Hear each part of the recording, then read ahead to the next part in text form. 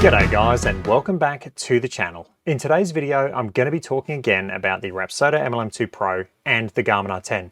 I'm still getting a lot of questions in my comments. I'm getting private messages about which device you should buy between this and this. Today, I'm going to talk about it in depth, so hopefully it'll give you a bit of a better understanding of which device suits your needs and which device you should be buying at Christmas. I'm going to get straight into this video today. I'm going to break down a lot of different aspects. I'm not biased towards either of these devices, so I'm just going to break this down with an unbiased user's opinion of these devices. I purchased both of these units with my own money, so I can speak about them freely. But hopefully this video will give you a better understanding so you can make an informed decision about which device is going to suit your needs for your golf simulator or whatever you're going to do to use this device. Okay, so first up, let's talk about the upfront costs of these devices. And then also I'm going to touch on the ongoing costs, because with one of the devices, the ongoing costs actually does start to add up. So upfront costs for the Garmin R10 right now, in Australia, you can buy this thing for $1,000 on the Garmin website. You can find it for cheaper. You can find it for about $799, I believe, on a few websites, but upfront costs is $1,000 for this unit. In America, it's $500 US. And it's funny because when this device was released, I'm pretty sure it was about $800. I think I got this for $800. I don't remember paying $1,000 for this unit. It's almost like the cost of the R10 has gone up through the product life cycle, and now it's peaked at $1,000, and the sale price is what it actually cost when it originally came out.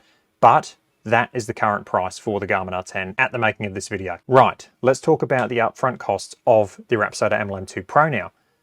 It's a little bit more expensive. It's $1,099 for the MLM2PRO, or it's going to cost you $700 US. So those are the upfront costs of both devices. Let's now talk about the subscriptions. So the subscriptions for the Garmin R10, you can pay $100 US a year or $10 US a month. So you get a little bit cheaper of a rate if you just buy the year outright. The subscription costs for the MLM2PRO, you're looking at $200 US a year. Now, let's talk about subscriptions, because why is that important?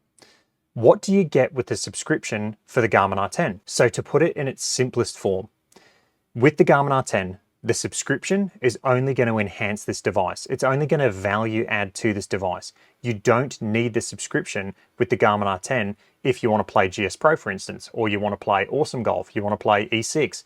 You don't actually need the subscription to do that with the Garmin R10.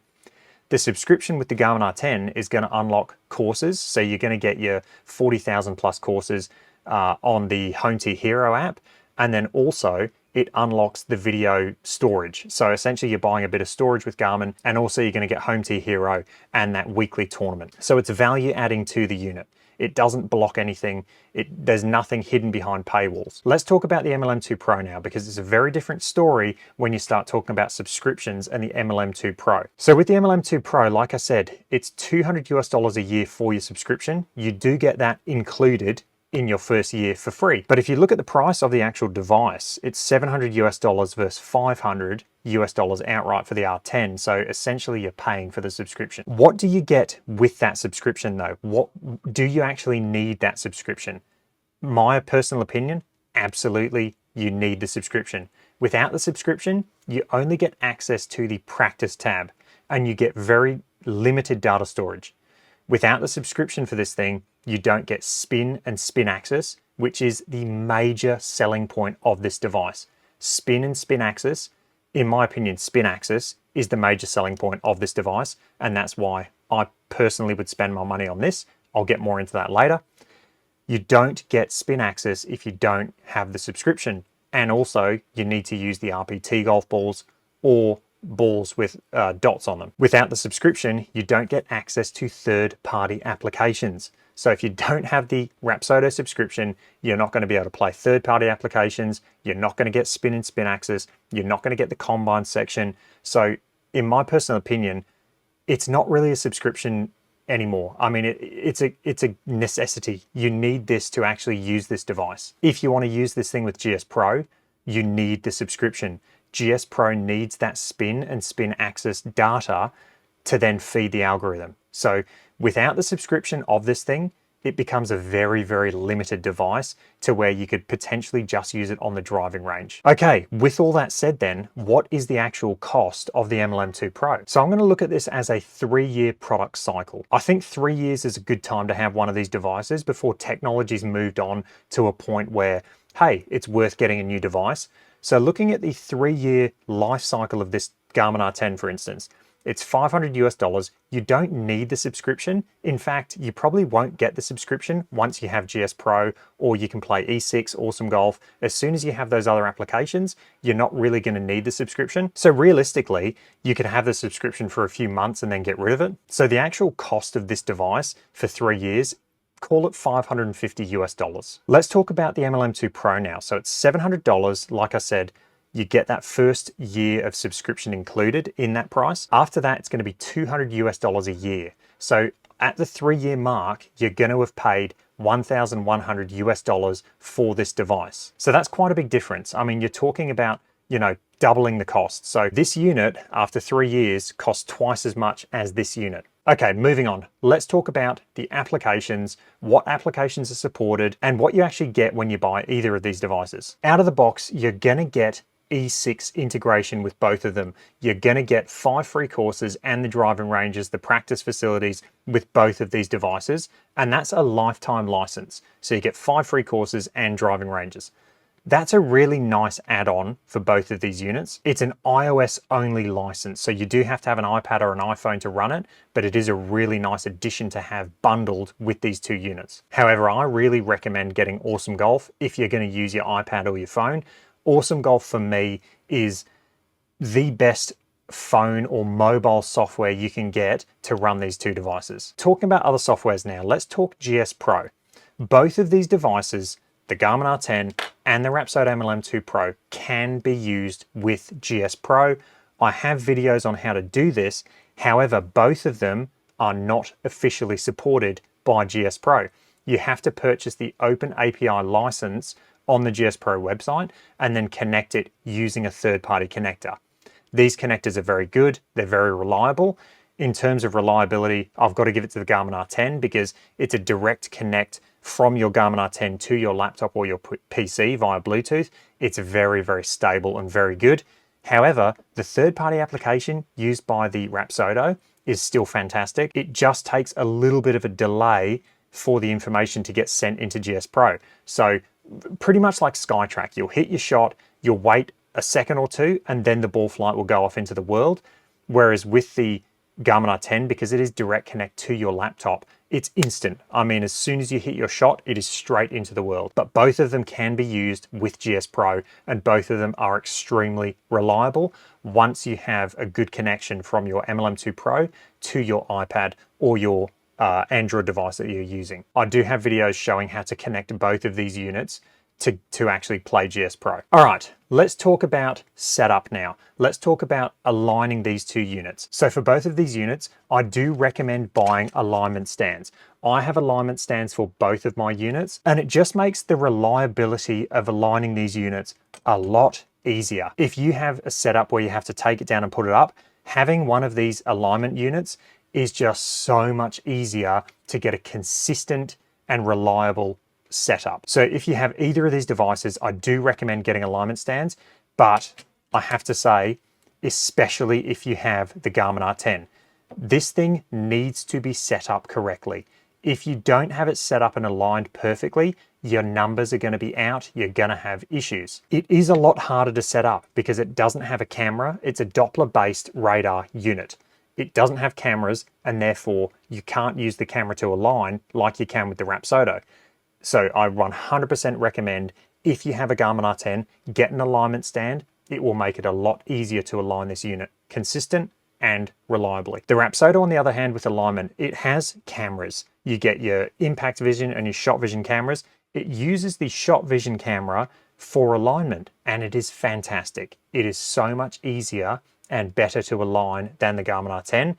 However, I still recommend getting a stand just to make it really consistent. So in terms of alignment, I've got to give it to the Rapsodo because that camera makes it so much easier to align, especially at the driving range. You can put the line over your flag and you know it's perfectly aligned. It's so easy, and it's a really good feature of this unit. All right, let's talk about a big one now. Let's talk about connectivity and reliability. The Garmin R10, I've had this unit now pretty much since its release, and this thing, although it had issues in the start, it was plagued with issues, the actual connection and the reliability of the connection has always been solid.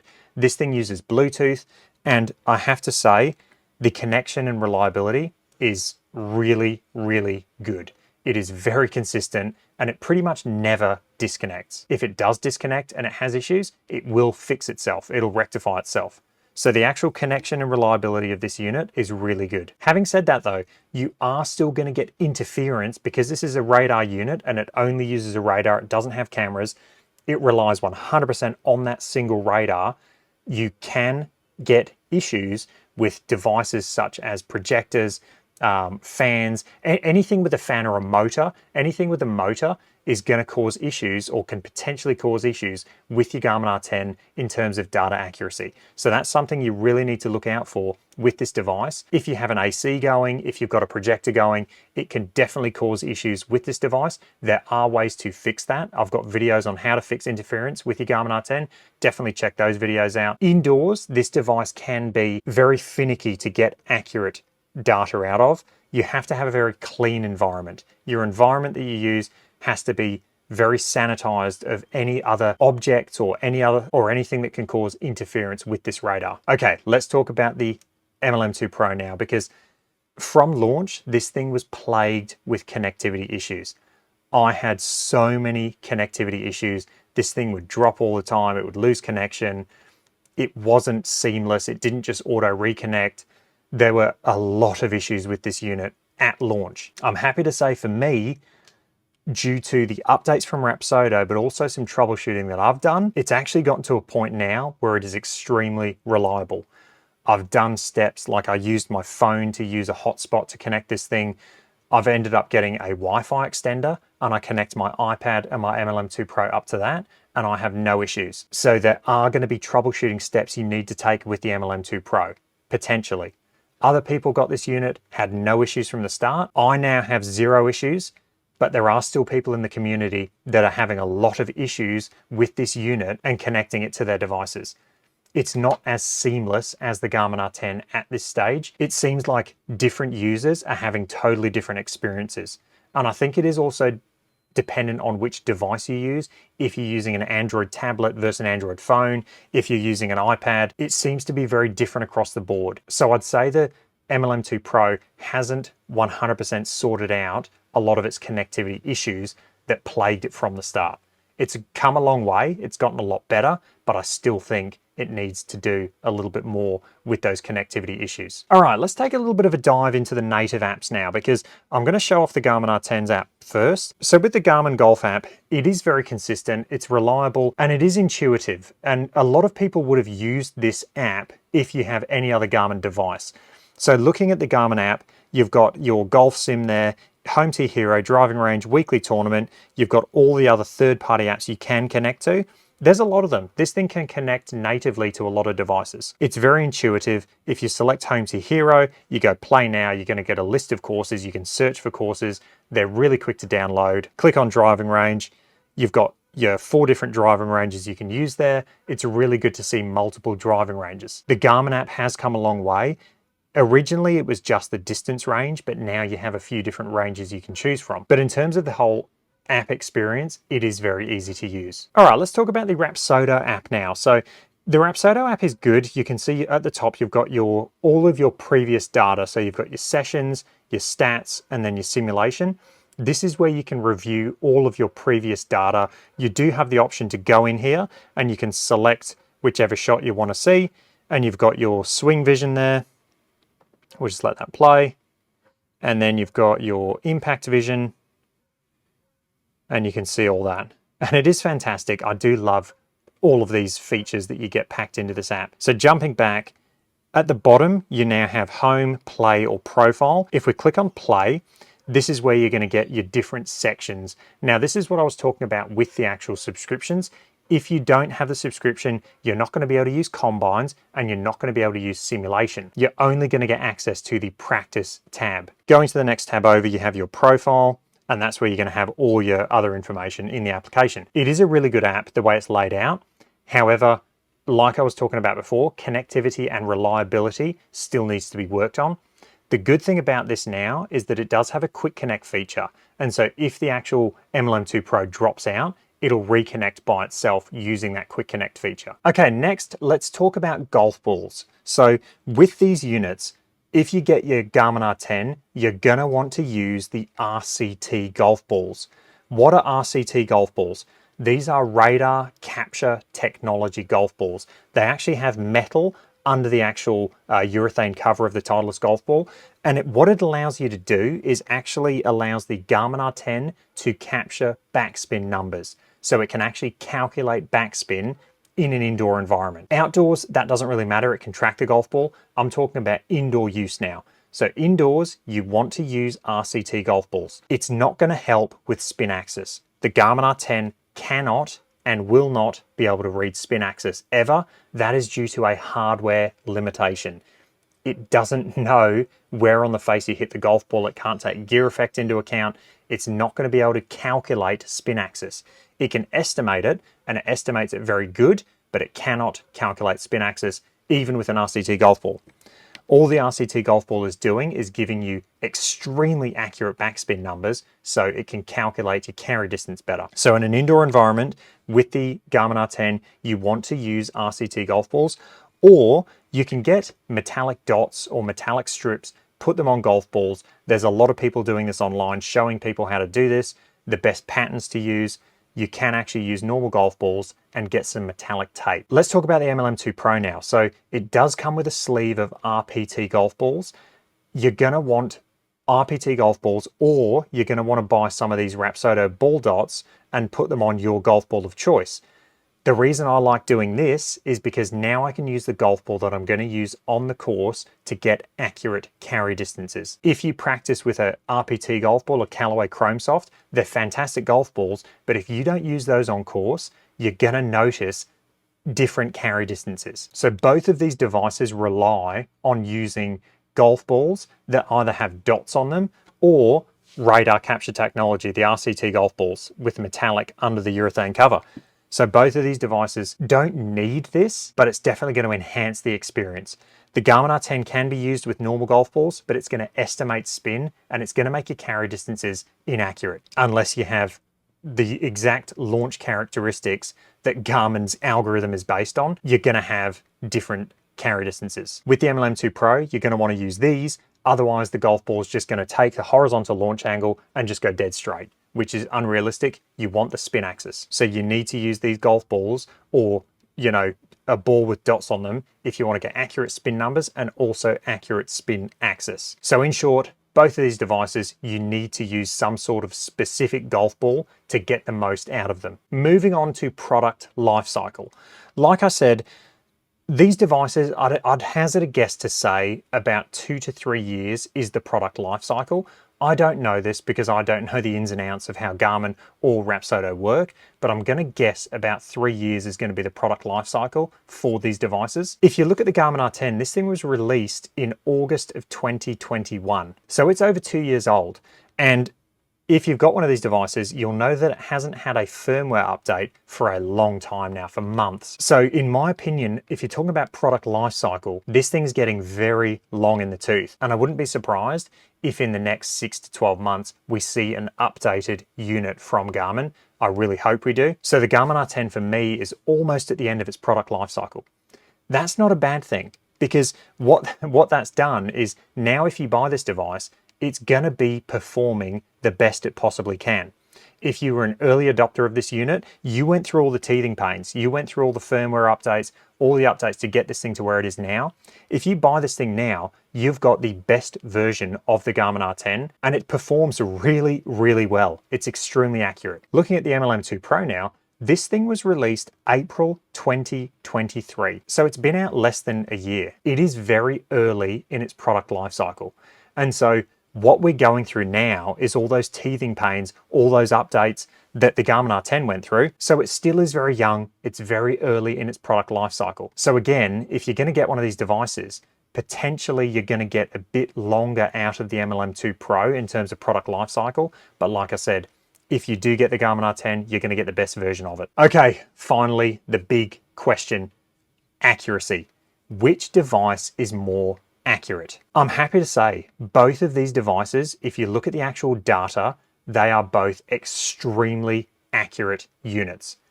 The one thing you're going to get in terms of accuracy out of this thing that you're not going to get out of this is spin axis. Spin axis in an indoor environment is huge.